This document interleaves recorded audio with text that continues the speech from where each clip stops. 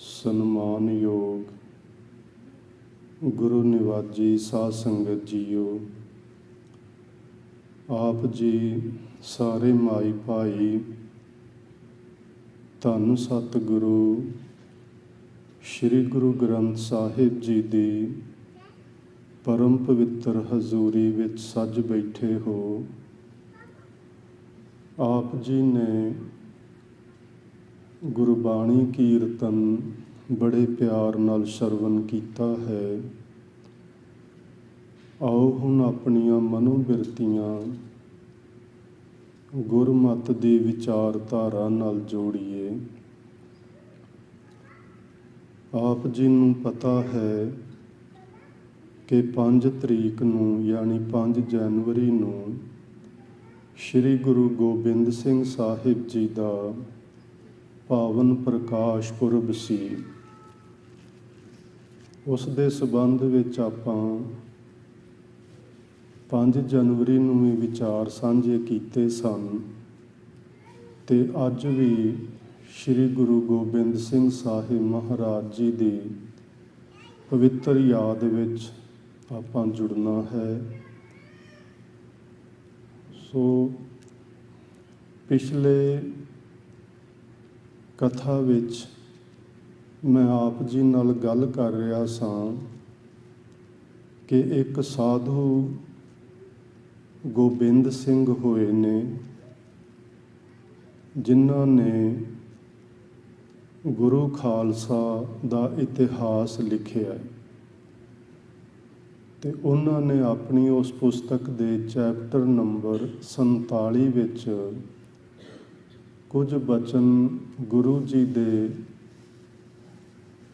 ਮਾਨ ਸਤਿਕਾਰ ਵਿੱਚ ਲਿਖੇ ਨੇ। ਸੋ ਆਪਾਂ ਉਹਨਾਂ ਨੂੰ ਵੀ ਸਮਝਣਾ ਹੈ। ਪਰ ਇੱਕ ਗੱਲ ਮੈਂ ਵਿਚਾਰਦਾ ਸਾਂ ਕਿ ਆਪਾਂ ਗੁਰੂ ਦੇ ਸੰਬੰਧ ਵਿੱਚ ਕੁਝ ਕਹਿਣ ਦਾ ਹੀਆ ਤੇ ਕਰਦੇ ਹਾਂ, ਕੁਝ ਉੱਦਮ ਉਪਰਾਲਾ ਤੇ ਕਰਦੇ ਹਾਂ, ਆਪਾਂ ਨੂੰ ਕਰਦੇ ਰਹਿਣਾ ਚਾਹੀਦਾ ਹੈ। ਪਰ ਗੁਰੂ ਦੇ ਸੰਬੰਧ ਵਿੱਚ ਪੂਰਨ ਤੌਰ ਤੇ ਕੁਝ ਨਹੀਂ ਆਖਿਆ ਜਾ ਸਕਦਾ। ਗੁਰੂ ਪਰਮੇਸ਼ਰ ਇੰਨੀ ਵੱਡੀ ਸ਼ਖਸੀਅਤ ਦੇ ਮਾਲਕ ਹੁੰਦੇ ਨੇ, ਇੰਨੀ ਵੱਡੀ ਹਸਤੀ, ਇੰਨੀ ਉੱਚੀ ਆਤਮਕ ਉਹਨਾਂ ਦੀ ਉਡਾਰੀ। ਆਪਣੇ ਜਿਹਾ ਮਨੁੱਖ ਜਿਹੜਾ ਜ਼ਮੀਨ ਤੇ ਕੀੜਿਆਂ ਦੀ ਤਰ੍ਹਾਂ ਰੇਂਗ ਕੇ ਤੁਰਨ ਵਾਲਾ, ਉਹ ਆਕਾਸ਼ ਦੀਆਂ ਗੱਲਾਂ ਕਿਵੇਂ ਕਰ ਸਕਦਾ ਹੈ? ਅਤੀ ਮੁਸ਼ਕਿਲ ਹੈ। ਵਿਦਵਾਨ ਤੇ ਇਸ ਤਰ੍ਹਾਂ ਵੀ ਆਖਦੇ ਨੇ ਕਿ ਜਿਵੇਂ ਇੱਕ ਪਾਣੀ ਦਾ ਬੁਲਬੁਲਾ ਉਹ ਸਾਗਰ ਦੀ ਗਹਿਰਾਈ, ਉਸ ਦੀ ਲੰਬਾਈ, ਉਸ ਦੀ ਚੌੜਾਈ ਦਾ ਥਾਹ ਨਹੀਂ ਪਾ ਸਕਦਾ, ਇਸੇ ਤਰ੍ਹਾਂ ਕਿਸੇ ਮਨੁੱਖ ਦੇ ਵੱਸ ਦਾ ਕੰਮ ਨਹੀਂ ਕਿ ਉਹ ਗੁਰੂ ਦੇ ਸੰਬੰਧ ਵਿੱਚ ਪੂਰਨ ਤੌਰ ਤੇ ਕੁਝ ਕਹਿ ਸਕੇ। ਪਰ ਚਲੋ, ਜਿੰਨਾ ਕੁ ਮਹਾਂਪੁਰਸ਼ਾਂ ਨੇ, ਵਿਦਵਾਨਾਂ ਨੇ, ਸਿਆਣਿਆਂ ਨੇ ਗੁਰੂ ਜੀ ਦੇ ਸੰਬੰਧ ਵਿੱਚ ਬਚਨ ਬਿਲਾਸ ਲਿਖੇ ਨੇ, ਆਪਾਂ ਉਹਨਾਂ ਦੇ ਆਧਾਰ ਤੇ ਹੀ ਗੱਲ ਕਰਾਂਗੇ। ਸ਼੍ਰੀ ਗੁਰੂ ਅਰਜਨ ਦੇਵ ਮਹਾਰਾਜ ਜੀ ਗੁਰੂ ਦੇ ਸੰਬੰਧ ਵਿੱਚ ਗੁਰਬਾਣੀ ਵਿੱਚ ਬਚਨ ਲਿਖਦੇ ਨੇ, ਗੁਰ ਸਮਰੱਥ, ਗੁਰ ਨਿਰੰਕਾਰ, ਗੁਰ ਉੱਚਾ ਅਗੰਮ ਅਪਾਰ। ਗੁਰੂ ਪਰਮੇਸ਼ਵਰ ਦਾ ਸਵਰੂਪ ਹੈ। ਪਰਮੇਸ਼ਵਰ ਦਾ ਕੋਈ ਅੰਤ ਨਹੀਂ ਪਾਇਆ ਜਾ ਸਕਦਾ। ਉਹ ਪਹੁੰਚ ਤੋਂ ਪਰੇ ਹੈ ਤੇ ਬੜਾ ਹੀ ਉੱਚੀ ਆਤਮਕ ਅਵਸਥਾ ਵਿੱਚ ਵਿਚਰਦਾ ਹੈ ਤੇ ਗੁਰੂ ਉਸ ਪਰਮੇਸ਼ਵਰ ਵਿੱਚ ਲੀਨ ਹੈ ਤੇ ਗੁਰੂ ਵੀ ਓਨੀ ਹੀ ਸਮਰੱਥਾ ਦਾ ਮਾਲਕ ਹੈ। ਅੱਗੇ ਆਪ ਜੀ ਲਿਖਦੇ ਨੇ, ਗੁਰ ਕੀ ਮਹਿਮਾ ਅਗੰਮ ਹੈ, ਕਿਆ ਕਥੈ ਕਥਨਹਾਰ। ਜਿਸ ਤਰ੍ਹਾਂ ਪਰਮੇਸ਼ਵਰ ਦੀ ਮਹਿਮਾ ਅਗੰਮ ਹੈ, ਅਪਾਰ ਹੈ, ਬੇਅੰਤ ਹੈ, ਇਸੇ ਤਰ੍ਹਾਂ ਗੁਰੂ ਦੀ ਵਡਿਆਈ ਵੀ ਸਾਡੀ ਪਹੁੰਚ ਤੋਂ ਪਰੇ ਹੈ। ਸੋ ਇਸ ਲਈ ਆਪਾਂ ਪੂਰਨ ਤੌਰ ਤੇ ਕੁਝ ਨਹੀਂ ਆਖ ਪਾਵਾਂਗੇ, ਪਰ ਚਲੋ ਜੋ ਮਹਾਂਪੁਰਸ਼ਾਂ ਨੇ ਲਿਖਿਆ ਹੈ ਉਸ ਦੇ ਆਧਾਰ ਤੇ ਆਪਾਂ ਗੱਲਬਾਤ ਜ਼ਰੂਰ ਕਰਾਂਗੇ। ਅੱਜ ਮੈਂ 2-3 ਚੀਜ਼ਾਂ ਆਪ ਜੀ ਨਾਲ ਗੁਰੂ ਜੀ ਦੇ ਸੰਬੰਧ ਵਿੱਚ ਸਾਂਝੀਆਂ ਕਰਨੀਆਂ ਨੇ।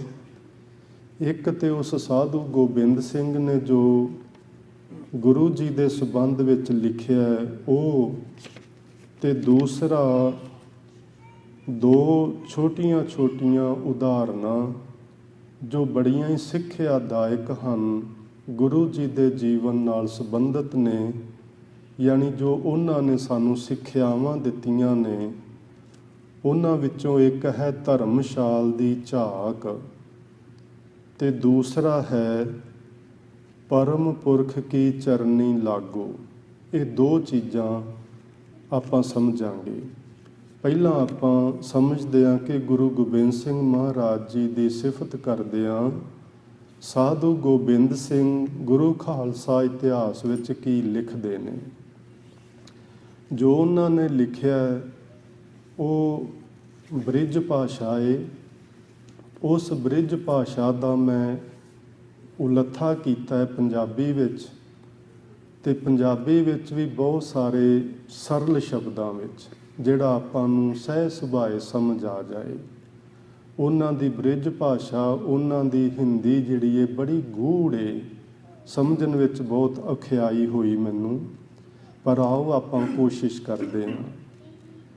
ਆਪ ਜੀ ਲਿਖਦੇ ਨੇ ਗੁਰੂ ਗੋਬਿੰਦ ਸਿੰਘ ਮਹਾਰਾਜ ਜੀ ਦੇ ਸੰਬੰਧ ਵਿੱਚ, ਇਸ ਭਾਰਤ ਭੂਮੀ ਤੇ ਲੱਖਾਂ ਧਰਮ ਪ੍ਰਚਾਰਕ ਅਤੇ ਦੇਸ਼ ਰੱਖਿਅਕ ਰਾਜੇ ਮਹਾਰਾਜੇ ਹੋਏ, ਪਰੰਤੂ ਇੱਕ ਵੀ ਅਜਿਹਾ ਨਹੀਂ ਹੋਇਆ ਜਿਸ ਨੇ ਧਰਮ ਰੱਖਿਆ ਦੇ ਨਿਮਿਤ ਆਪਣਾ ਸਰਬੰਸ ਹਵਨ ਕਰਕੇ ਤੇ ਆਪਣੇ ਪ੍ਰਾਣ ਵੀ ਦਿੱਤੇ ਹੋਣ।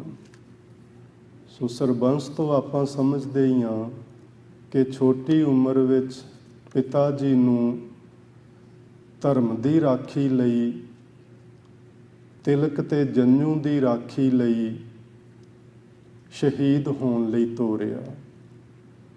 ਆਪਣੇ ਹੱਥੀਂ ਆਪਣੀ ਜਾਨ ਤੋਂ ਪਿਆਰੇ ਸਿੰਘ ਆਨੰਦਪੁਰ ਦੇ ਘੇਰੇ ਵਿੱਚ ਜਦੋਂ 8 ਤੇ 9 ਮਹੀਨਿਆਂ ਦਾ ਲਗਭਗ ਘੇਰਾ ਪਾਈ ਰੱਖਿਆ ਜ਼ਾਲਮਾਂ ਨੇ, ਉਦੋਂ ਸਿੰਘਾਂ ਨੂੰ ਉਹਨਾਂ ਦੇ ਮੁਕਾਬਲੇ ਵਿੱਚ ਜੂਝਣ ਲਈ ਆਪਣੇ ਹੱਥੀਂ ਤੋਰਦੇ ਰਹੇ। ਫਿਰ ਚਮਕੌਰ ਦੀ ਗੜੀ ਵਿੱਚ ਉਹਨਾਂ ਨੇ ਆਪਣੇ ਵੱਡੇ ਸਾਹਿਬਜ਼ਾਦੇ ਆਪਣੇ ਹੱਥੀਂ ਸ਼ਹੀਦ ਹੋਣ ਲਈ, ਦੇਸ਼ ਤੇ ਕੌਮ ਤੋਂ ਕੁਰਬਾਨ ਹੋਣ ਲਈ ਉਹਨਾਂ ਨੇ ਤੋਰ ਦਿੱਤੇ। ਫਿਰ ਉਹਨਾਂ ਦੇ ਛੋਟੇ ਸਾਹਿਬਜ਼ਾਦੇ ਬਾਬਾ ਜ਼ੋਰਾਵਰ ਸਿੰਘ ਤੇ ਬਾਬਾ ਫਤਿਹ ਸਿੰਘ ਜੀ, ਭਾਵੇਂ ਉਹਨਾਂ ਦੀ ਗੈਰ ਹਾਜ਼ਰੀ ਸੀ, ਪਰ ਉਹ ਵੀ ਦੇਸ਼ ਤੇ ਕੌਮ ਤੋਂ ਆਪਣਾ ਆਪਾ ਹੱਸ ਕੇ ਕੁਰਬਾਨ ਕਰ ਗਏ, ਪਰ ਉਹਨਾਂ ਨੇ ਧਰਮ ਨੂੰ ਆਂਚ ਨਹੀਂ ਆਉਣ ਦਿੱਤੀ। ਜਿਹੜਾ ਬੂਟਾ ਗੁਰੂ ਨਾਨਕ ਦੇਵ ਮਹਾਰਾਜ ਨੇ ਲਾਇਆ ਸੀ, ਜਿਸ ਦੀ ਰਾਖੀ ਕਰ ਰਹੇ ਸਨ ਗੁਰੂ ਗੋਬਿੰਦ ਸਿੰਘ ਮਹਾਰਾਜ, ਉਸ ਬੂਟੇ ਨੂੰ ਆਪਣਾ ਖੂਨ ਪਾ ਕੇ ਸਿੰਚਿਆ। ਫਿਰ ਮਾਤਾ ਜੀ ਸ਼ਹੀਦ ਹੋਏ। ਫਿਰ ਉਹ ਆਪ ਵੀ ਨਾਂਦੇੜ ਦੀ ਧਰਤੀ ਤੇ ਇੱਕ ਦੁਸ਼ਮਣ ਦੇ ਵਾਰ ਦੇ ਨਾਲ ਉਹਨਾਂ ਨੇ ਆਪਣੇ ਪ੍ਰਾਣ ਤਿਆਗੇ, ਯਾਨੀ ਉਹ ਵੀ ਸ਼ਹੀਦ ਹੋਏ।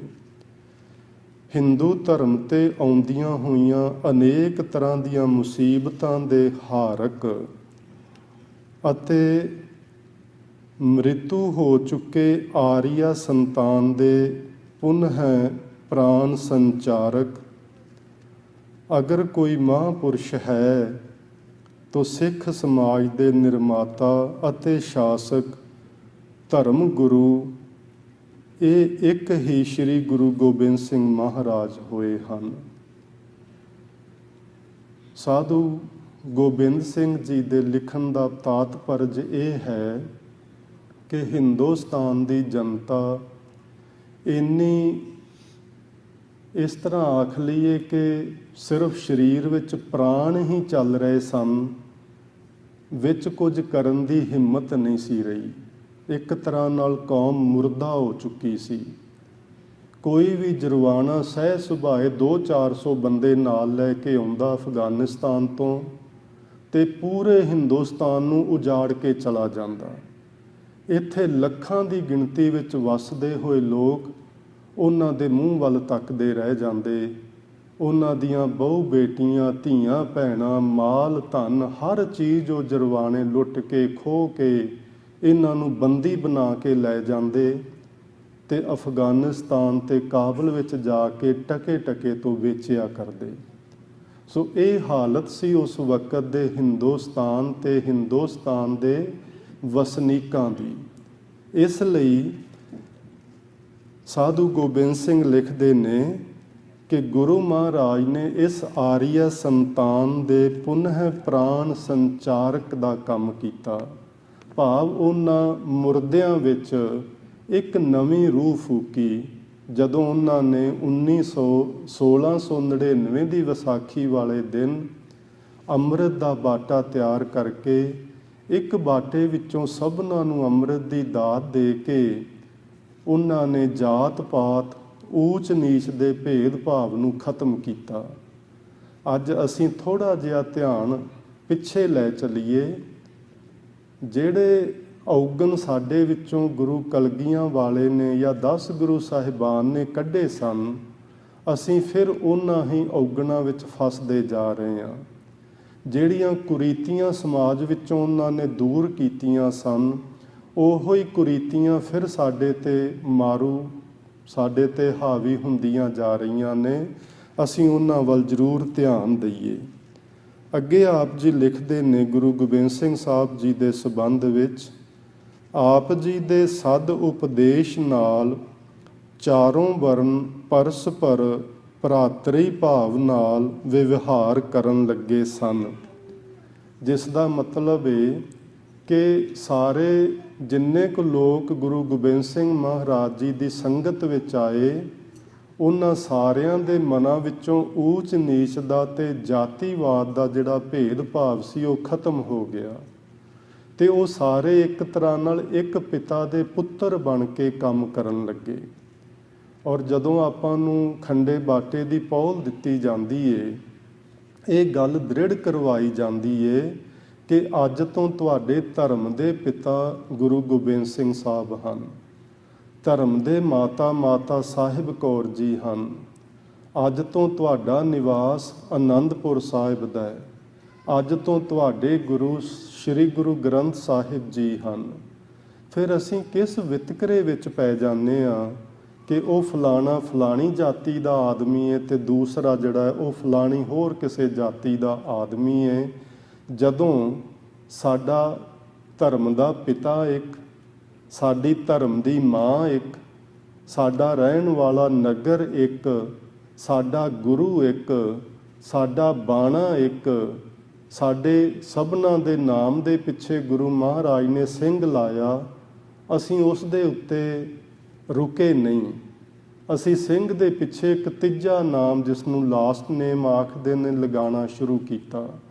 ਸਾਨੂੰ ਚਾਹੀਦਾ ਸੀ ਕਿ ਅਸੀਂ ਗੁਰੂ ਗੋਬਿੰਦ ਸਿੰਘ ਮਹਾਰਾਜ ਜੀ ਦੇ ਪਾਏ ਹੋਏ ਪੂਰਨਿਆਂ 'ਤੇ ਚੱਲਦੇ ਤੇ ਇਸ ਜਾਤੀਵਾਦ ਨੂੰ ਖਤਮ ਕਰਕੇ ਜੋ ਗੁਰੂ ਸਾਹਿਬ ਨੇ ਇੱਕ ਖਾਲਸਾ ਦਾ ਕਨਸੈਪਟ ਸਾਨੂੰ ਦਿੱਤਾ ਸੀ, ਉਸ ਨੂੰ ਜੀਵਨ ਵਿੱਚ ਲਾਗੂ ਕਰਦੇ।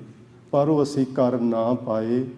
ਪਰ ਗੁਰੂ ਸਾਹਿਬ ਦੇ ਵਕਤ ਇਹ ਪਰਸਪਰ ਭਰਾਤਰੀ ਭਾਵ ਜਿਹੜਾ ਸੀ ਇਹ ਬਰਕਰਾਰ ਹੋ ਚੁੱਕਾ ਸੀ।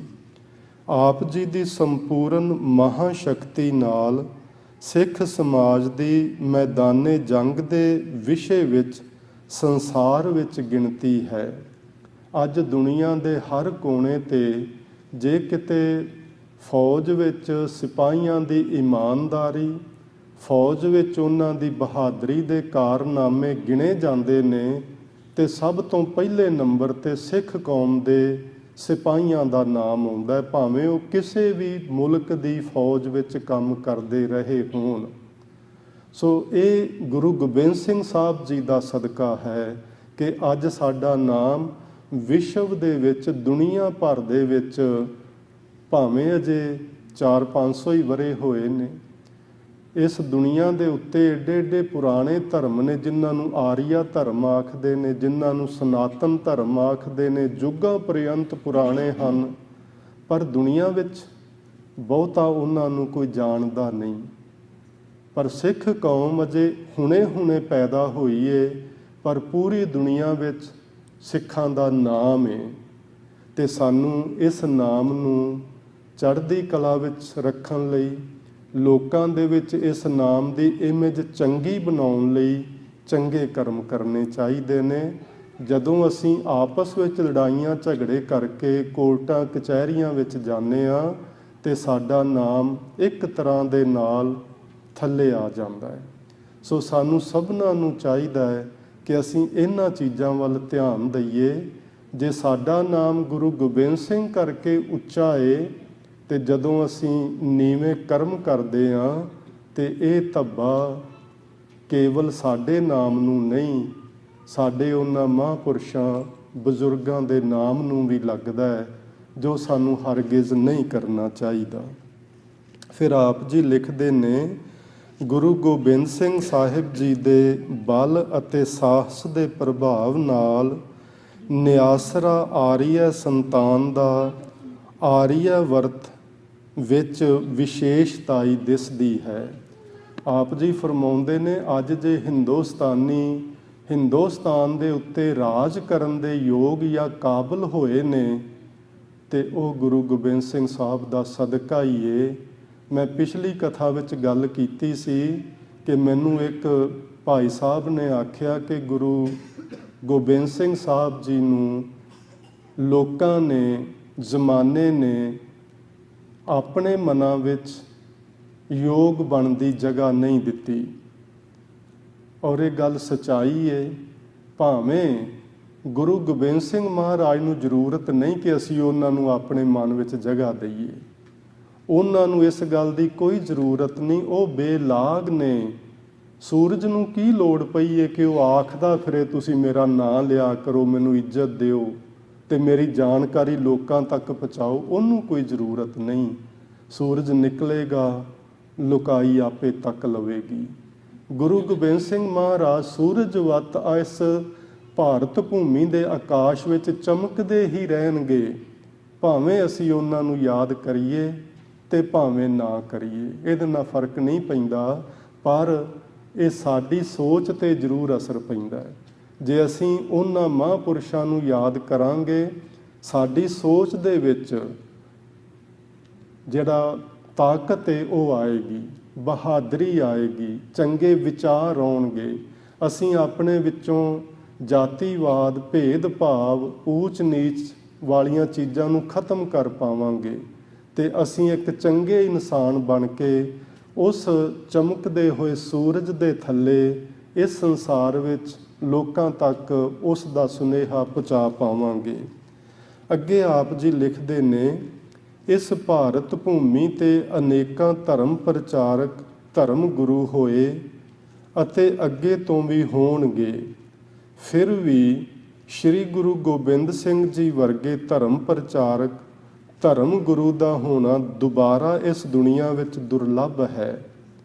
ਜਿਸ ਤੋਂ ਭਾਵ ਹੈ ਕਿ ਇਹੋ ਜਿਹੇ ਮਹਾਂਪੁਰਸ਼ ਸੰਸਾਰ ਵਿੱਚ ਨਾ ਪਹਿਲਾਂ ਪੈਦਾ ਹੋਏ, ਤੇ ਉਹਨਾਂ ਦੇ ਕਹਿਣ ਤੋਂ ਭਾਵ ਤੇ ਇਹੋ ਹੀ ਹੈ ਕਿ ਅੱਗੇ ਹੋਣਗੇ ਵੀ ਨਹੀਂ। ਕਿਉਂਕਿ ਜਿਹੋ ਜੀ ਕੁਰਬਾਨੀ, ਜਿਹੋ ਜੀ ਵਿਚਾਰਧਾਰਾ ਗੁਰੂ ਗੋਬਿੰਦ ਸਿੰਘ ਯਾਨੀ 10 ਗੁਰੂ ਸਾਹਿਬਾਨ ਸੰਸਾਰ ਵਿੱਚ ਦੇ ਗਏ ਨੇ, ਉਹੋ ਜੀ ਕਿਤੇ ਮਿਲਦੀ ਨਹੀਂ। ਆਪਣੇ ਸਰਬੰਸ ਤੋਂ ਵੱਧ, ਆਪਣੇ ਆਪੇ ਤੋਂ ਵੱਧ ਹੋਰ ਕੋਈ ਕੀ ਕੁਰਬਾਨੀ ਕਰੇਗਾ।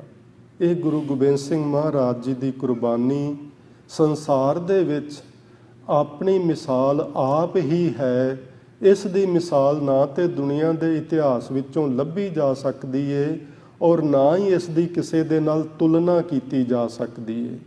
ਕਈ ਲੋਕ ਇਹਦੀ ਤੁਲਨਾ ਕਰਦੇ ਨੇ, ਪਰ ਮੈਨੂੰ ਲੱਗਦਾ ਉਹ ਵੀ ਗੁਰੂ ਗੋਬਿੰਦ ਸਿੰਘ ਨਾਲ ਅਨਿਆਂ ਹੀ ਕਰਦੇ ਹੁੰਦੇ ਨੇ।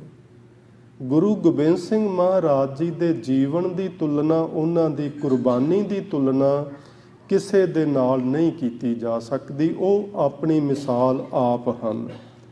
ਫਿਰ ਅੱਗੇ ਉਹ ਲਿਖਦੇ ਨੇ, ਭਾਵੇਂ ਅਨੇਕ ਲੋਕ ਪੈਦਾ ਹੋ ਕੇ ਮਰਨ ਦਸ਼ਾ ਨੂੰ ਪ੍ਰਾਪਤ ਹੁੰਦੇ ਹਨ, ਫਿਰ ਵੀ ਆਪਣੇ ਨਿਰਮਲ ਯਸ਼ ਨਾਲ ਜੀਣ ਵਾਲੇ ਇੱਕੋ ਇੱਕ ਸ੍ਰੀ ਗੁਰੂ ਗੋਬਿੰਦ ਸਿੰਘ ਸਾਹਿਬ ਹੀ ਹਨ। ਜਦੋਂ ਤੱਕ ਭਾਰਤੀ ਲੋਕ ਰਹਿਣਗੇ ਉਦੋਂ ਤੱਕ ਇਹਨਾਂ ਦੇ ਅਵਰਣਨੀय ਉਪਕਾਰਾਂ ਨੂੰ ਸਨਮਾਨ ਪੂਰਵਕ ਯਾਦ ਕਰਿਆ ਕਰਨਗੇ। ਅਵਰਣਨੀय ਦਾ ਮਤਲਬ ਹੁੰਦਾ ਜਿਨ੍ਹਾਂ ਦਾ ਵਰਣਨ ਨਾ ਕੀਤਾ ਜਾ ਸਕੇ। ਗੁਰੂ ਗੋਬਿੰਦ ਸਿੰਘ ਸਾਹਿਬ ਦੇ ਜਿਹੜੇ ਪਰਉਪਕਾਰ ਨੇ, ਇੱਕ ਤੇ ਸਭ ਤੋਂ ਵੱਡਾ ਉਹਨਾਂ ਦਾ ਉਪਕਾਰ ਹੈ ਜੋ ਸਾਨੂੰ ਗੁਰੂ ਗ੍ਰੰਥ ਸਾਹਿਬ ਜੀ ਦੇ ਲੜ ਲਾ ਗਏ ਨੇ। ਤੁਸੀਂ ਵੇਖਿਆ ਹੀ ਏ ਕਿ ਗੁਰੂ ਤੇਗ ਬਹਾਦਰ ਸਾਹਿਬ ਮਹਾਰਾਜ ਬਾਬੇ ਬਕਾਲੇ ਵਿੱਚ ਸਨ ਤੇ ਉਸ ਛੋਟੀ ਜੀ ਨਗਰੀ ਵਿੱਚ 22 ਗੱਦੀਆਂ ਲੱਗ ਗਈਆਂ ਸਨ, 22 ਗੁਰੂ ਬਣ ਬੈਠੇ ਸਨ। ਤੇ ਜੇ ਕਿਤੇ ਗੁਰੂ ਕਲਗੀਆਂ ਵਾਲੇ ਸਾਨੂੰ ਸ੍ਰੀ ਗੁਰੂ ਗ੍ਰੰਥ ਸਾਹਿਬ ਜੀ ਦੇ ਲੜ ਨਾ ਲਾ ਗਏ ਹੁੰਦੇ ਤੇ ਅੱਜ ਤੇ ਸ਼ਾਇਦ 22,000 ਗੁਰੂ ਹੁੰਦੇ। ਸੋ ਅਸੀਂ ਕਿਸ ਗੁਰੂ ਦੇ ਚਰਨੀ ਪੈਂਦੇ, ਅਸੀਂ ਕਿਵੇਂ ਪਹਿਚਾਨ ਕਰਦੇ ਕਿ ਸੱਚਾ ਗੁਰੂ ਕੌਣ ਹੈ ਤੇ ਝੂਠਾ ਗੁਰੂ ਕੌਣ ਹੈ? ਮੈਨੂੰ ਲੱਗਦਾ ਦੁਨੀਆ ਦੇ ਤਖਤੇ ਤੇ ਗੁਰੂ ਗੋਬਿੰਦ ਸਿੰਘ ਸਾਹਿਬ ਜੀ ਦਾ ਸਭ ਤੋਂ ਵੱਡਾ ਉਪਕਾਰ ਹੈ ਸਾਨੂੰ ਸ਼ਬਦ ਦੇ ਲੜ ਲਾ ਕੇ ਜਾਣਾ। ਸਾਨੂੰ ਹੁਣ ਦੁਨੀਆ ਵਿੱਚ ਕਿਸੇ ਮਨੁੱਖ ਦੀ ਭਾਲ ਕਰਨ ਦੀ ਲੋੜ ਨਹੀਂ। ਹਾਂ, ਅਸੀਂ ਸੰਗਤ ਤੇ ਮਹਾਂਪੁਰਸ਼ਾਂ ਦੀ ਜ਼ਰੂਰ ਕਰਨੀ ਹੈ, ਸਾਨੂੰ ਕਰਨੀ ਚਾਹੀਦੀ ਹੈ, ਜਿਹੜੇ ਆਪ ਗੁਰੂ ਨਾਲ ਜੁੜੇ ਹੋਏ ਹੋਣ ਤੇ ਸਾਨੂੰ ਗੁਰੂ ਨਾਲ ਜੋੜਨ ਦੀ ਜਾਚ ਸਿਖਾਉਣ, ਸਾਨੂੰ ਪ੍ਰੇਰਨਾ ਦੇਣ। ਸੋ ਇਹ ਗੁਰੂ ਗੋਬਿੰਦ ਸਿੰਘ ਮਹਾਰਾਜ ਜੀ ਦਾ ਸਭ ਤੋਂ ਉੱਚ ਪਾਏ ਦਾ ਉਪਕਾਰ। ਫਿਰ ਉਹਨਾਂ ਨੇ ਸਾਨੂੰ ਅੰਮ੍ਰਿਤ ਦਾਨ ਦਿੱਤਾ। ਦੁਨੀਆ ਦੇ ਤਖਤੇ ਤੇ ਵੱਡੇ ਵੱਡੇ ਸਾਧੂ ਮਹਾਂਪੁਰਸ਼ ਰਾਜੇ ਰਾਣੇ ਅੰਮ੍ਰਿਤ ਦੀ ਭਾਲ ਕਰਦੇ ਰਹੇ ਨੇ। ਵਜੀਦੇ ਵਰਗਿਆਂ ਨੇ ਲਿਖਿਆ ਹੋਇਆ ਹੈ ਕਿ ਸ਼ਾਹ ਸਿਕੰਦਰ ਆਬੇ ਹਯਾਤ ਨੂੰ ਢੂੰਡਦਾ ਪੱਥਰਾਂ ਵਿੱਚ ਸਿਰ ਮਾਰਦਾ ਮਰ ਗਿਆ ਸੀ, ਪਰ ਅੰਮ੍ਰਿਤ ਨਹੀਂ ਸੀ ਮਿਲਿਆ। ਜੇ ਕਿਤੇ ਮਿਲਿਆ ਤੇ ਬੁੱਕ ਵਿੱਚ ਪਿਆ ਹੋਇਆ ਥੱਲੇ ਡਿੱਗ ਗਿਆ, ਉਹਨੂੰ ਪੀਣ ਦਾ ਹੁਕਮ ਨਾ ਹੋਇਆ। ਪਰ ਧੰਨ ਗੁਰੂ ਗੋਬਿੰਦ ਸਿੰਘ ਮਹਾਰਾਜ ਜਿਸ ਨੇ ਸਾਨੂੰ ਸ਼ਬਦ ਅੰਮ੍ਰਿਤ ਦੀ ਦਾਤ ਬਖਸ਼ਿਸ਼ ਕੀਤੀ, ਕਿਉਂਕਿ ਪਰਮੇਸ਼ਵਰ ਵੀ ਸ਼ਬਦ ਰੂਪ ਹੈ। ਪਰਮੇਸ਼ਵਰ ਨਾਲ ਜੁੜਨ ਦਾ ਇੱਕੋ ਇੱਕ ਸਹਿਜ ਤੇ ਆਸਾਨ ਤਰੀਕਾ ਸ਼ਬਦ ਹੈ। ਉਸ ਸ਼ਬਦ ਨੂੰ ਗੁਰ ਦਰਸਾਏ ਰਸਤੇ ਤੇ ਚੱਲ ਕੇ ਆਪਣੀ ਸੁਰਤ ਵਿੱਚ ਟਿਕਾਉਣਾ ਹੈ। ਯਾਨੀ ਇਸ ਤਰ੍ਹਾਂ ਆਖ ਲਈਏ, ਸੁਰਤ ਨੂੰ ਸ਼ਬਦ ਵਿੱਚ ਜੋੜਨਾ ਹੈ। ਜਦੋਂ ਕਿਸੇ ਮਨੁੱਖ ਦੀ ਸੁਰਤ ਸ਼ਬਦ ਵਿੱਚ ਜੁੜਦੀ ਏ ਤੇ ਉਸ ਨੂੰ ਆਪਣੇ ਅੰਦਰੋਂ ਹੀ ਉਹ ਇਲਾਹੀ ਅੰਮ੍ਰਿਤ ਦੀ ਦਾਤ ਪ੍ਰਾਪਤ ਹੁੰਦੀ ਏ, ਜਿਸ ਦਾ ਰਸਤਾ ਸਾਨੂੰ ਗੁਰੂ ਗੋਬਿੰਦ ਸਿੰਘ ਮਹਾਰਾਜ ਵਿਖਾ ਗਏ ਨੇ। ਸੋ ਆਪਾਂ ਯਤਨ ਕਰੀਏ, ਉਹਨਾਂ ਦੇ ਪਰ ਉਪਕਾਰਾਂ ਨੂੰ ਨਾ ਗਿਣਿਆ ਜਾ ਸਕਦਾ ਹੈ, ਨਾ ਉਹਨਾਂ ਦੀ ਤੁਲਨਾ ਕਿਸੇ ਨਾਲ ਕੀਤੀ ਜਾ ਸਕਦੀ ਏ। ਉਹ ਆਪਣੇ ਆਪ ਵਿੱਚ ਆਪਣੀ ਮਿਸਾਲ ਹਨ, ਪਰ ਉਹਨਾਂ ਨੂੰ ਕਮ ਸੇ ਕਮ ਆਪਾਂ ਭੁਲਾਈਏ ਤੇ ਨਾ, ਉਹਨਾਂ ਨੂੰ ਚੇਤੇ ਤਾਂ ਰੱਖੀਏ। ਉਹਨਾਂ ਦੀਆਂ ਕਿੱਡੀਆਂ ਵੱਡੀਆਂ ਵੱਡੀਆਂ ਕੁਰਬਾਨੀਆਂ ਨੇ ਹਿੰਦੁਸਤਾਨ ਵਾਸਤੇ, ਆਓ ਉਹਨਾਂ ਨੂੰ ਯਾਦ ਕਰੀਏ। ਭਾਈ ਸਾਹਿਬ ਆਖਦੇ ਨੇ ਕਿ ਉਹਨਾਂ ਨੂੰ ਇਹ ਹਿੰਦੁਸਤਾਨ ਦੇ ਲੋਕ ਯਾਦ ਕਰਦੇ ਰਹਿਣਗੇ, ਉਹਨਾਂ ਦਾ ਵਿਚਾਰ ਹੈ। ਪਰ ਅੱਜ ਹਿੰਦੁਸਤਾਨ ਦੇ ਵਸਨੀਕ ਇਸ ਗੱਲ ਨੂੰ ਤਕਰੀਬਨ ਭੁੱਲ ਹੀ ਗਏ ਨੇ।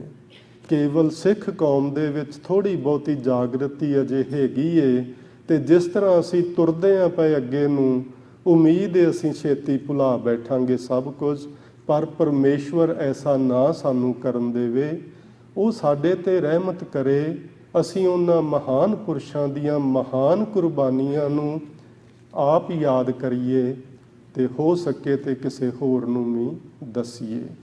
ਸੋ ਅੱਗੇ ਉਹ ਲਿਖਦੇ ਨੇ, ਧਨ ਦੇਸ਼, ਧਨ ਕਾਲ, ਧਨ ਭੂਮੀ, ਧਨ ਨਗਰ, ਧਨ ਗ੍ਰਹਿ, ਧਨ ਮਾਤਾ। ਉਹ ਸਾਰੇ ਧਨਤਾ ਦੇ ਯੋਗ ਨੇ ਜਿਸ ਦੇ ਰਾਹੀਂ ਗੁਰੂ ਗੋਬਿੰਦ ਸਿੰਘ ਸਾਹਿਬ ਵਰਗੇ ਮਹਾਂਪੁਰਸ਼ ਦਾ ਆਗਮਨ ਸੰਸਾਰ ਵਿੱਚ ਹੋਇਆ। ਸੋ ਉਹ ਮਾਂ ਧਨਤਾ ਦੇ ਯੋਗ ਹੈ, ਮਾਂ ਗੁਜਰੀ, ਜਿਸ ਦਾ ਥੋੜ੍ਹਾ ਜਿਹਾ ਸੰਖੇਪ ਜਿਹਾ ਆਪਾਂ ਜੀਵਨ ਪਿੱਛੇ ਸਮਝਣ ਦੀ ਕੋਸ਼ਿਸ਼ ਕੀਤੀ ਸੀ। ਦੁਨੀਆ ਦੇ ਅੰਦਰ ਜੇ ਗੁਰੂ ਗੋਬਿੰਦ ਸਿੰਘ ਸਾਹਿਬ ਦਾ ਕੋਈ ਸਾਨੀ ਨਹੀਂ ਤੇ ਦੁਨੀਆ ਦੇ ਅੰਦਰ ਕੋਈ ਮਾਂ ਵੀ ਮਾਂ ਗੁਜਰੀ ਵਰਗੀ ਨਹੀਂ ਹੋ ਪਾਈ। ਮਾਂ ਗੁਜਰੀ ਆਪਣੇ ਹੱਥੀਂ ਆਪਣੇ ਪਤੀ ਦੇਵ ਨੂੰ ਤੋਰਦੇ ਨੇ ਸ਼ਹੀਦ ਹੋਣ ਲਈ, ਕੌਮ ਵਾਸਤੇ, ਧਰਮ ਵਾਸਤੇ, ਹਿੰਦੁਸਤਾਨ ਵਾਸਤੇ, ਤੇ ਉਹਨਾਂ ਦਾ ਪਵਿੱਤਰ ਸ਼ਹੀਦ ਹੋਇਆ ਸੀਸ ਆਪਣੇ ਹੱਥ ਵਿੱਚ ਲੈ ਕੇ ਵਾਹਿਗੁਰੂ ਦਾ ਸ਼ੁਕਰ ਕਰਦੇ ਨੇ ਕਿ ਇਹਨਾਂ ਨੇ ਜਿਸ ਕਾਰਜ ਲਈ ਕਦਮ ਚੁੱਕਿਆ ਸੀ ਉਸ ਕਾਰਜ ਨੂੰ ਸਿਰੇ ਚੜਾ ਦਿੱਤਾ ਤੇ ਆਖਿਆ ਸੀ ਤੁਹਾਡੀ ਨਿਭ ਗਈ ਮੇਰੀ ਨਿਭ ਜਾਏ। ਉਹ ਮਾਂ, ਜਿਸ ਮਾਂ ਨੇ ਵਚਨ ਕੀਤਾ ਸੀ ਆਪਣੇ ਛੋਟੇ ਪੋਤਰੇ ਦੇ ਨਾਲ, ਜਦੋਂ ਉਹਦੇ ਮਾਤਾ ਜੀ ਅਕਾਲ ਚਲਾਣਾ ਕਰ ਗਏ, ਮਾਤਾ ਜੀਤੋ ਜੀ, ਸਾਹਿਬਜ਼ਾਦੇ ਨੇ ਆਖਿਆ ਸੀ ਮੇਰੀ ਮਾਂ ਨਜ਼ਰ ਨਹੀਂ ਆਉਂਦੀ, ਦਾਦੀ ਮਾਂ ਉਹ ਕਿੱਥੇ ਆ? ਤੇ ਦਾਦੀ ਮਾਂ ਨੇ ਆਖਿਆ ਪੁੱਤਰ ਤੇਰੀ ਮਾਂ ਸੱਚਖੰਡ ਚਲੀ ਗਈ ਏ। ਤੇ ਸਾਹਿਬਜ਼ਾਦੇ ਨੇ ਆਖਿਆ ਮਾਂ ਫਿਰ ਮੈਂ ਇੱਥੇ ਕੀ ਕਰਦਾ, ਮੈਂ ਵੀ ਸੱਚਖੰਡ ਜਾਣਾ ਹੈ।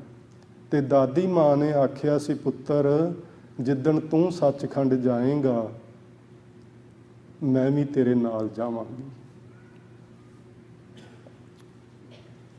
ਸੋ ਉਹ ਦਾਦੀ ਮਾਂ ਜਿਸ ਨੇ ਆਪਣੇ ਪਤੀ ਨੂੰ ਤੋਰਿਆ, ਆਪਣੇ ਇੱਕੋ ਇੱਕ ਪੁੱਤਰ ਦੀ ਹਮੇਸ਼ਾ ਚੜ੍ਹਦੀ ਕਲਾ ਦੇ ਵਿੱਚ ਵਿਚਰਨ ਲਈ ਅਰਦਾਸ ਕਰਦੇ ਰਹੇ, ਉਹਨਾਂ ਦਾ ਸਹਿਯੋਗ ਦਿੰਦੇ ਰਹੇ ਅਤੇ ਹਰ ਵਕਤ ਆਪਣਾ ਸਭ ਕੁਝ ਦੇਸ਼ ਕੌਮ ਤੋਂ ਕੁਰਬਾਨ ਕਰ ਦੇਣ ਦੀ ਪ੍ਰੇਰਨਾ ਕਰਦੇ ਰਹੇ, ਉਸ ਮਾਂ ਨੇ ਆਪਣੇ ਹੱਥੀਂ ਆਪਣੇ ਛੋਟੇ ਛੋਟੇ ਪੋਤਰੇ ਸ਼ਹੀਦ ਹੋਣ ਲਈ ਤੋਰੇ।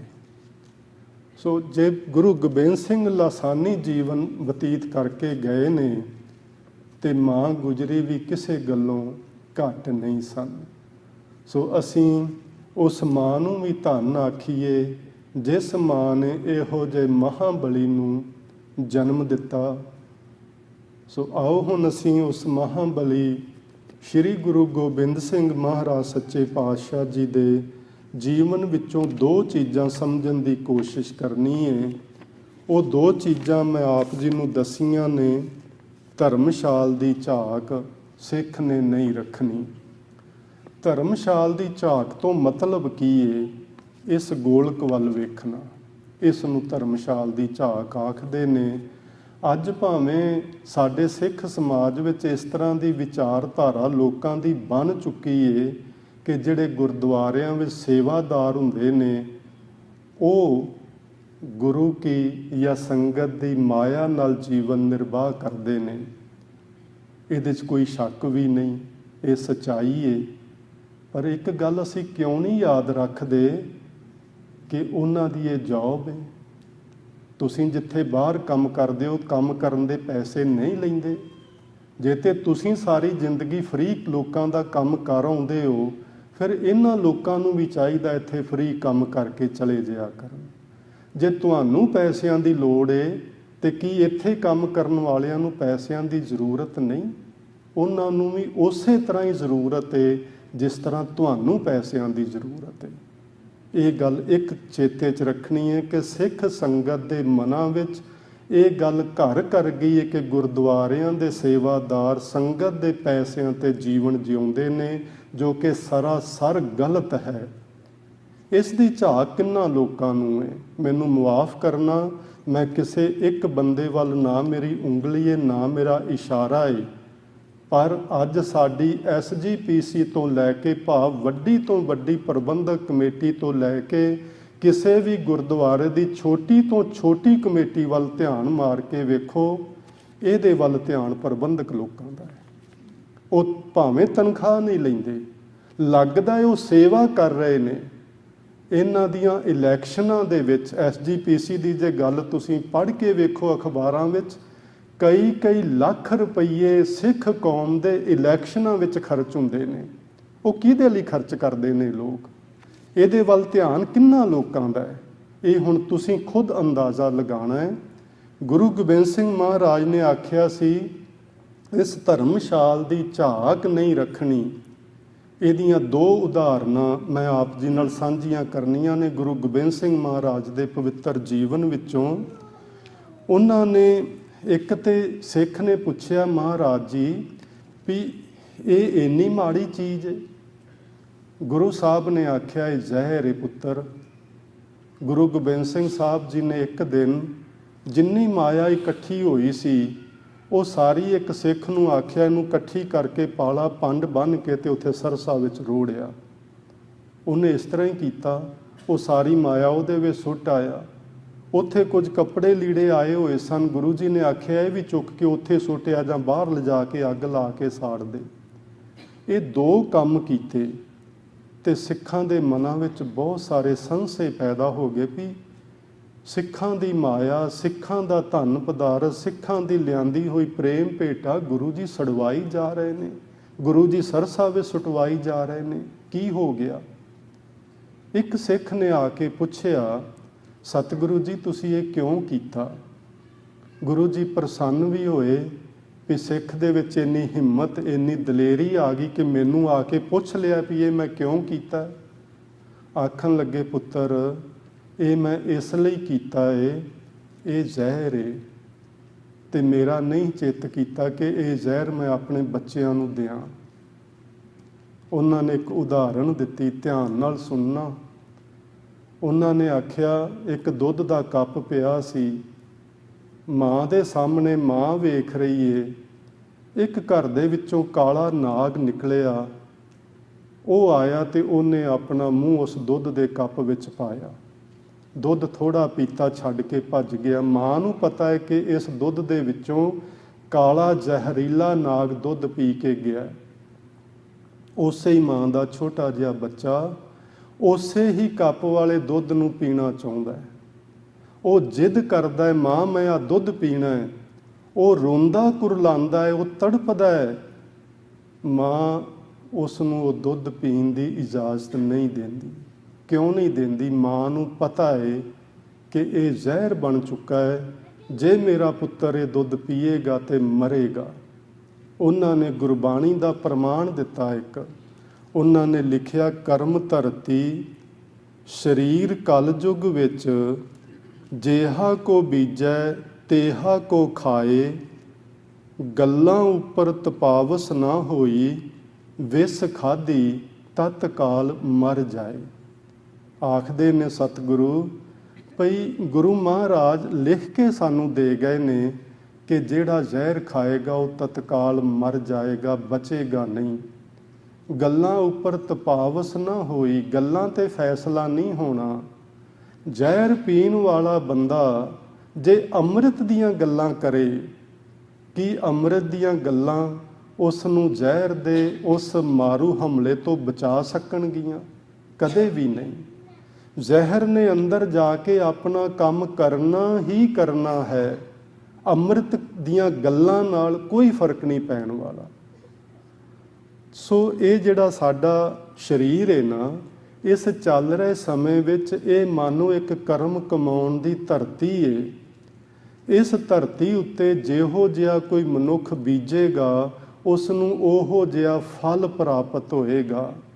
ਇਸ ਲਈ ਗੁਰੂ ਸਾਹਿਬ ਆਖਦੇ ਨੇ ਇਹ ਜਿਹੜੀ ਧਰਮਸ਼ਾਲ ਦੀ ਝਾਕ ਹੈ, ਇਹ ਜ਼ਹਿਰ ਦੀ ਤੁਲ ਹੈ, ਇਹਦੇ ਵੱਲ ਨਾ ਤੱਕਣਾ। ਅੱਜ ਸਿੱਖ ਕੌਮ ਦਾ ਜੋ ਹਸ਼ਰ ਹੋ ਰਿਹਾ ਹੈ ਉਹ ਤੁਹਾਡੇ ਤੇ ਸਾਡੇ ਸਾਹਮਣੇ ਆ। ਇਹ ਕੌਮ ਮਰ ਕਿਉਂ ਰਹੀ ਹੈ? ਸਾਡੇ ਇਹ ਆਗੂ ਲੋਕ ਆਪਸ ਵਿੱਚ ਲੜ ਲੜ ਕੇ ਕਿਉਂ ਮਰ ਰਹੇ ਨੇ? ਇਹ ਜ਼ਹਿਰ ਖਾ ਰਹੇ ਨੇ। ਇਹਨਾਂ ਨੂੰ ਇਹ ਜ਼ਹਿਰ ਨਹੀਂ ਖਾਣੀ ਚਾਹੀਦੀ। ਇਹਨਾਂ ਨੂੰ ਤਿਆਗ ਕਰਨਾ ਚਾਹੀਦਾ ਇਸ ਜ਼ਹਿਰ ਦਾ। ਕੰਮ ਕਰਕੇ ਕੋਈ ਪੈਸੇ ਲਵੇ ਉਹਦੇ ਲਈ ਥੋੜ੍ਹੀ ਜ਼ਹਿਰ ਹੈ, ਉਹਨੇ ਤੇ ਧਰਮ ਦੀ ਕਿਰਤ ਕੀਤੀ ਹੈ। ਅਸਲ ਵਿੱਚ ਜਿਹੜੇ ਲੋਕ ਇਸ ਨੂੰ ਨਜਾਇਜ਼ ਵਰਤਦੇ ਨੇ, ਤੁਹਾਨੂੰ ਪਤਾ ਹੈ ਨਾ, ਭਾਈ ਮਣੀ ਸਿੰਘ ਜੀ ਨੇ ਬੰਦ ਕਟਵਾਇਆ ਪਰ ਇਹਦੇ ਵਿੱਚੋਂ ਇੱਕ ਪੈਸਾ ਵੀ ਅਜਾਈਂ ਨਹੀਂ ਸੀ ਜਾਣ ਦਿੱਤਾ। ਉਹਨਾਂ ਨੇ ਆਖਿਆ ਸੀ ਇਹ ਸਿੱਖਾਂ ਦੀ ਧਰਮ ਦੀ ਕਮਾਈ ਵਿੱਚੋਂ ਆਈ ਹੋਈ ਭੇਟਾ ਹੈ, ਮੈਂ ਇਸ ਨੂੰ ਕਿਸੇ ਵੀ ਸੂਰਤ ਲਾਹੌਰ ਦੀ ਸਰਕਾਰ ਤੱਕ ਨਹੀਂ ਪਹੁੰਚਣ ਦਿਆਂਗਾ। ਮੈਂ ਬੰਦ ਕਟਵਾਉਣਾ ਮੈਨੂੰ ਮਨਜ਼ੂਰ ਹੈ, ਪਰ ਸਿੱਖਾਂ ਦੀ ਧਰਮ ਦੀ ਕਮਾਈ ਦੀ ਇਹ ਮਾਇਆ ਅਜਾਈਂ ਨਹੀਂ ਜਾਏਗੀ, ਇਹ ਧਰਮ ਦੇ ਕਾਰਜਾਂ ਵਿੱਚ ਹੀ ਲੱਗੇਗੀ। ਇੱਕ ਸਿੱਖ ਹੋਰ ਆਇਆ, ਉਸਨੇ ਆਖਿਆ, ਗੁਰੂ ਗੋਬਿੰਦ ਸਿੰਘ ਸਾਹਿਬ ਮਹਾਰਾਜ ਜੀਓ, ਹਿੰਮਤ ਤੇ ਨਹੀਂ ਸੀ ਤੁਹਾਡੇ ਸਾਹਮਣੇ ਕੋਈ ਗੱਲ ਕਰਨ ਦੀ, ਪਰ ਇਸ ਇੱਕ ਸਿੱਖ ਨੇ ਸਵਾਲ ਕੀਤਾ ਵੀ ਤੁਸੀਂ ਇਹ ਮਾਇਆ ਸੁਟਵਾ ਕਿਉਂ ਦਿੱਤੀ ਏ, ਤੇ ਮੈਨੂੰ ਵੀ ਇੱਕ ਹਿੰਮਤ ਆ ਗਈ, ਇੱਕ ਦਲੇਰੀ ਆਈ ਹੈ ਕਿ ਮੈਂ ਵੀ ਕੁਝ ਪੁੱਛ ਲਵਾਂ। ਕਲਗੀਆਂ ਵਾਲੇ ਬੜੇ ਪ੍ਰਸੰਨ ਹੋਏ, ਆਖਣ ਲੱਗੇ, ਪੁੱਤਰ ਮੈਂ ਇਹੋ ਹੀ ਤੇ ਹਿੰਮਤ ਤੇ ਦਲੇਰੀ ਤੁਹਾਡੇ ਵਿੱਚ ਭਰਨਾ ਚਾਹੁੰਦਾ, ਜਿਹੜੀ ਹੁਣ ਤੁਹਾਡੇ ਵਿੱਚ ਆ ਗਈ ਹੈ। ਪੁੱਛ ਕੀ ਪੁੱਛਣਾ ਚਾਹੁੰਦਾ ਹੈ? ਤੇ ਗੁਰੂ ਮਹਾਰਾਜ ਜੀ ਨੂੰ ਹੱਥ ਜੋੜ ਕੇ ਸਿੱਖ ਆਖਣ ਲੱਗਾ, ਸੱਚੇ ਪਾਤਸ਼ਾਹ, ਜੇ ਸੱਚੀ ਮੁੱਚੀ ਇਹ ਜ਼ਹਿਰ ਏ ਤੇ ਫਿਰ ਤੁਸੀਂ ਲੈਂਦੇ ਹੀ ਕਿਉਂ? ਸਵਾਲ ਬੜਾ ਉਹਦਾ ਪਾਏਦਾਰ ਸੀ ਵੀ ਜੇ ਸੱਚੀ ਮੁੱਚੀ ਇਹ ਜ਼ਹਿਰ ਏ ਤੇ ਇਹਨੂੰ ਬੰਦ ਹੀ ਕਿਉਂ ਨਹੀਂ ਕਰ ਦਿੰਦੇ? ਸਿੱਖਾਂ ਨੂੰ ਕਿਉਂ ਨਹੀਂ ਕਹਿ ਦਿੰਦੇ ਵੀ ਇਹ ਨਾ ਲਿਆਓ ਗੁਰਦੁਆਰੇ, ਲੈਂਦੇ ਕਿਉਂ ਜੇ? ਗੁਰੂ ਕਲਗੀਆਂ ਵਾਲੇ ਨੇ ਬੜਾ ਹੀ ਸੋਹਣਾ ਜਵਾਬ ਦਿੱਤਾ। ਆਖਣ ਲੱਗੇ, ਪੁੱਤਰ ਇਹ ਮੈਂ ਤੁਹਾਡੇ ਤੋਂ ਦਾਨ ਵਿੱਚ ਨਹੀਂ ਲੈਂਦਾ। ਇਹ ਜਿਹੜੀ ਮਾਇਆ ਤੁਸੀਂ ਲਿਆਉਂਦੇ ਆ ਨਾ, ਅਸੀਂ ਕਈ ਵਾਰੀ ਵੈਸੇ ਸਿੱਖਾਂ ਦੇ ਮਨਾਂ ਵਿੱਚ ਇਹ ਹੁੰਦਾ ਹੈ ਕਿ ਅਸੀਂ ਗੁਰਦੁਆਰੇ ਨੂੰ ਦਾਨ ਕਰ ਰਹੇ ਹਾਂ। ਉਹ ਭਲਿਓ, ਆਪਾਂ ਕੌਣ ਆ ਗੁਰਦੁਆਰੇ ਨੂੰ ਦਾਨ ਕਰਨ ਵਾਲੇ? ਗੁਰਦੁਆਰੇ ਦਾ ਮਾਲਕ ਪਤਾ ਕੌਣ ਹੈ? ਇਹਨਾਂ ਬ੍ਰਹਿਮੰਡਾਂ ਦਾ ਮਾਲਕ। ਗੁਰਦੁਆਰਾ ਤੇ ਇੱਕ ਜਰਾ ਜਿੰਨੀ ਚੀਜ਼ ਵੀ ਨਹੀਂ, ਇਸ ਪੂਰੇ ਬ੍ਰਹਿਮੰਡ ਵਿੱਚ ਕੁਝ ਵੀ ਨਹੀਂ। ਉਸ ਨੂੰ ਅਸੀਂ ਦਾਨ ਦੇ ਰਹੇ ਹਾਂ। ਉਹ ਪਾਤਸ਼ਾਹਾਂ ਦਾ ਪਾਤਸ਼ਾਹ, ਰਾਜਾਨ ਰਾਜ, ਉਸ ਨੂੰ ਅਸੀਂ ਦਾਨ ਦੇ ਰਹੇ ਹਾਂ। ਗੁਰੂ ਸਾਹਿਬ ਨੇ ਆਖਿਆ, ਤੁਹਾਡਾ ਦਾਨ ਗੁਰੂ ਨਹੀਂ ਲੈਂਦਾ, ਨਾ ਤੁਹਾਡੇ ਦਾਨ ਦੀ ਗੁਰੂ ਨੂੰ ਲੋੜ ਹੈ। ਗੁਰੂ ਤੇ ਸ਼ਹਿਨਸ਼ਾਹ ਏ, ਅਰਸ਼ਾਂ ਤੇ ਕੁਰਸ਼ਾਂ ਦਾ ਮਾਲਕ ਏ। ਤੇ ਸਿੱਖ ਨੇ ਪੁੱਛਿਆ, ਫਿਰ ਇਹ ਸਭ ਕੀ ਏ? ਗੁਰੂ ਜੀ ਨੇ ਆਖਿਆ, ਤੁਹਾਡੀ ਅਮਾਨਤ ਮੈਂ ਸੰਭਾਲ ਕੇ ਰੱਖਦਾ। ਇੰਨੀ ਗੱਲ ਸਮਝਣ ਵਾਲੀ ਏ।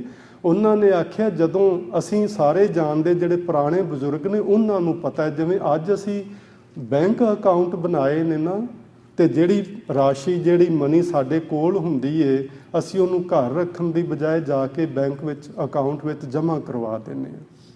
ਪੁਰਾਣੇ ਸਮੇਂ ਵਿੱਚ ਵੱਡੇ ਵੱਡੇ ਸ਼ਾਹੂਕਾਰ ਹੁੰਦੇ ਸਨ ਤੇ ਉਹਨਾਂ ਕੋਲ ਕੁਝ ਸੇਫ ਹੁੰਦੀਆਂ ਸਨ, ਜਿਹਦੇ ਵਿੱਚ ਤੁਹਾਡਾ ਧਨ ਪਦਾਰਥ ਵੀ ਉਹ ਸੰਭਾਲ ਕੇ ਰੱਖ ਲੈਂਦੇ ਸਨ। ਤੇ ਆਮ ਮਨੁੱਖ ਜਿਹਦੇ ਕੋਲ ਥੋੜੀ ਬਾਲੀ ਮਾਇਆ ਹੋਵੇ, ਕੋਈ ਸੋਨਾ ਚਾਂਦੀ ਛੋਟਾ ਮੋਟਾ ਕੋਈ ਗਹਿਣਾ ਹੋਵੇ, ਉਹ ਜਾ ਕੇ ਉਹਨਾਂ ਧਨਾੜ ਲੋਕਾਂ ਨੂੰ ਫੜਾ ਦਿੰਦੇ ਸਨ ਤੇ ਆਂਦੇ ਸੀ, ਸਾਡੀ ਅਮਾਨਤ ਸੰਭਾਲ ਕੇ ਰੱਖਣਾ। ਹੋ ਸਕਦਾ ਸਾਡੇ ਘਰੋਂ ਕੋਈ ਜਰਵਾਣਾ ਚੁਰਾ ਕੇ ਲੈ ਜੇ, ਧੱਕੇ ਨਾਲ ਖੋਹ ਕੇ ਲੈ ਜੇ, ਤੁਹਾਡੇ ਕੋਲ ਸਾਡੀ ਪਈ ਹੋਈ ਅਮਾਨਤ ਇਹ ਠੀਕ ਥਾਂ ਤੇ ਪਈ ਏ ਤੇ ਇਹ ਅਸੀਂ ਜਦੋਂ ਵੀ ਚਾਹਾਂਗੇ ਵਾਪਸ ਲੈ ਲਵਾਂਗੇ। ਉਹ ਸ਼ਾਹੂਕਾਰ ਇਸ ਤਰ੍ਹਾਂ ਲੋਕਾਂ ਦੀਆਂ ਅਮਾਨਤਾਂ ਆਪਣੇ ਕੋਲ ਸੰਭਾਲ ਕੇ ਰੱਖਿਆ ਕਰਦੇ ਸਨ। ਗੁਰੂ ਜੀ ਨੇ ਆਖਿਆ, ਇਹ ਤੇ ਤੁਹਾਡੀ ਅਮਾਨਤ ਏ ਤੇ ਮੈਂ ਤੇ ਸਿਰਫ ਸੰਭਾਲਣ ਵਾਲਾ ਹੀ ਹਾਂ। ਜਿੱਥੇ ਤੁਹਾਨੂੰ ਲੋੜ ਪੈਂਦੀ ਏ ਮੈਂ ਉੱਥੇ ਹੀ ਕੱਢ ਕੇ ਦੇ ਦੇਣਾ। ਜੇ ਤੁਸੀਂ 10 ਗੁਰੂਆਂ ਦਾ ਜੀਵਨ ਪੜ੍ਹ ਕੇ ਵੇਖੋ, ਗੁਰੂ ਅਰਜਨ ਦੇਵ ਮਹਾਰਾਜ, ਗੁਰੂ 6ਵੇਂ ਪਾਤਸ਼ਾਹ, ਜਿੰਨੀ ਮਾਇਆ ਆਉਂਦੀ ਰਹੀ ਆਪਣੇ ਜੀਵਨ ਕਾਲ ਵਿੱਚ ਉਹਨਾਂ ਨੇ ਲੋੜਵੰਦਾਂ ਦੀ ਸਹਾਇਤਾ ਵਾਸਤੇ ਹੀ ਖਰਚ ਕੀਤੀ। ਉਹ ਧਰਮ ਦੇ ਕਾਰਜਾਂ ਤੇ ਹੀ ਖਰਚ ਕੀਤੀ। ਉਹਨਾਂ ਕੋਈ 10 ਗੁਰੂਆਂ ਨੇ ਕਿਤੇ ਕੋਈ ਇਲੈਕਸ਼ਨ ਨਹੀਂ ਲੜੀ। ਅੱਜ ਸਾਡੇ ਵਿੱਚ ਜਿਹੜਾ ਇਹ ਸਿਧਾਂਤ ਇਲੈਕਸ਼ਨ ਦਾ ਕਿੱਥੋਂ ਆ ਕੇ ਵੜ ਗਿਆ? ਸਾਡੇ ਲੱਖਾਂ ਰੁਪਈਏ ਬਰਬਾਦ ਹੁੰਦੇ, ਸਾਡੀਆਂ ਜਾਨਾਂ ਬਰਬਾਦ ਹੁੰਦੀਆਂ, ਅਸੀਂ ਆਪਸ ਵਿੱਚ ਭਰਾ ਭਰਾ ਦੁਸ਼ਮਣ ਬਣ ਜਾਂਦੇ ਆ ਇਸ ਇਲੈਕਸ਼ਨ ਦੇ ਕਾਰਨ। ਕਿਉਂ ਹੋ ਰਿਹਾ ਇਹ ਸਭ? 10 ਪਾਤਸ਼ਾਹੀਆਂ ਦਾ ਜੀਵਨ ਤੇ ਪੜ੍ਹ ਕੇ ਵੇਖੋ, ਉੱਥੇ ਤੇ ਸਿਰਫ ਯੋਗਤਾ ਨੂੰ ਥਾਂ ਦਿੱਤੀ ਜਾਂਦੀ ਰਹੀ। ਜਿਹੜਾ ਯੋਗ ਜਿਸ ਕੰਮ ਦੇ ਆ, ਭਾਈ ਤੂੰ ਇਹ ਕੰਮ ਕਰ, ਤੂੰ ਪ੍ਰਚਾਰ ਕਰਨ ਦੇ ਯੋਗ ਹੈ, ਜਾਂ ਬਾਹਰ ਸਿੱਖੀ ਦਾ ਪ੍ਰਚਾਰ ਕਰ।